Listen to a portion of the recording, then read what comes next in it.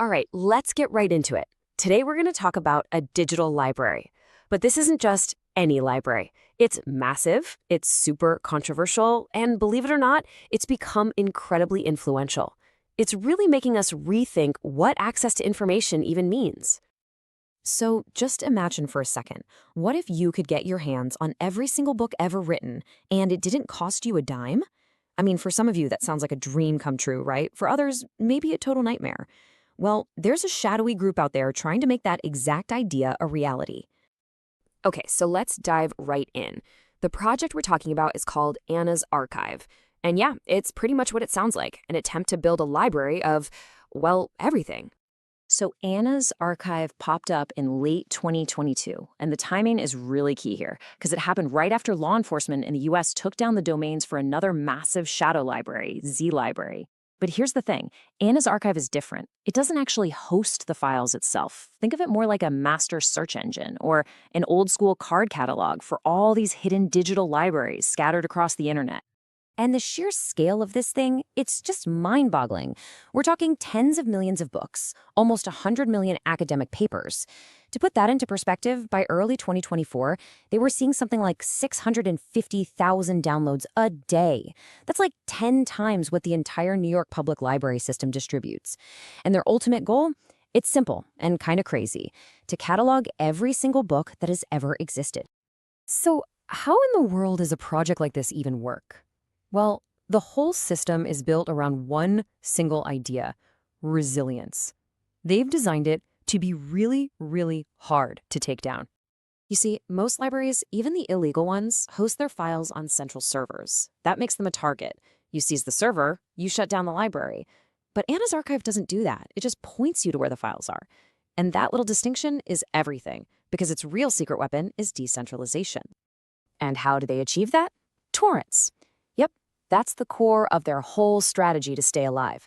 They package up these massive chunks of the library into torrent files.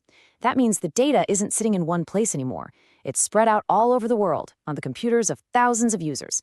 How do you shut that down? It's practically impossible. But here's where it gets really clever. Let's say you download one of these torrents. You're not going to see a nice, neat folder with book titles. Nope.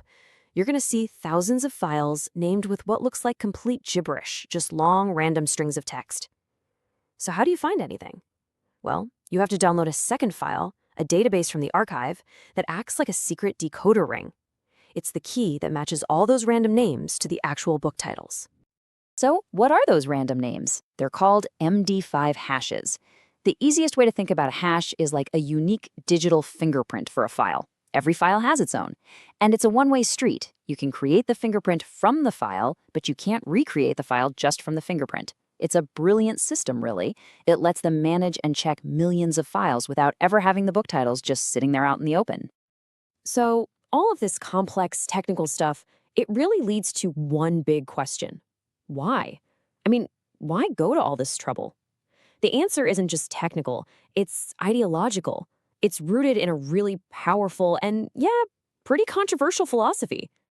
When you look at their stated goals, it really breaks down into two main things. First, preservation. They want to create a permanent backup of all human knowledge and culture, something that can't be lost, censored, or controlled. And second, access. They believe that knowledge should be available to every single person on the planet, no matter who you are, where you live, or how much money you have. And a lot of this thinking is inspired by people like the information activist Swartz, who was a huge champion for open access. It really all boils down to this one famous phrase that's kind of a motto for the whole community. Information wants to be free. That single sentence pretty much captures the entire spirit behind the shadow library movement. And right there, that is where you get this huge, unavoidable conflict. Because, information might want to be free, but copyright law? Well, let's just say it has a very different point of view. And this is really the heart of the whole debate. On one side, you have the argument for copyright. It's the system we've built to make sure that authors, artists, and publishers can actually get paid for their work. It's what fuels the creative economy. But on the other side, you have the argument that paywalls and all these restrictions create what they call a knowledge gap. They say it locks away crucial research and culture from the very people who need it most: students, scientists, and just the general public. So, as you can probably guess, this has led to a huge legal fight. Anna's archive is getting hit from all sides. They're facing lawsuits. There's a big one from a company called OCLC for scraping their giant library database.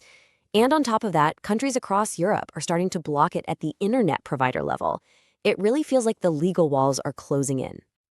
But just as it seems like the story is heading in one direction, it takes this wild, unexpected turn.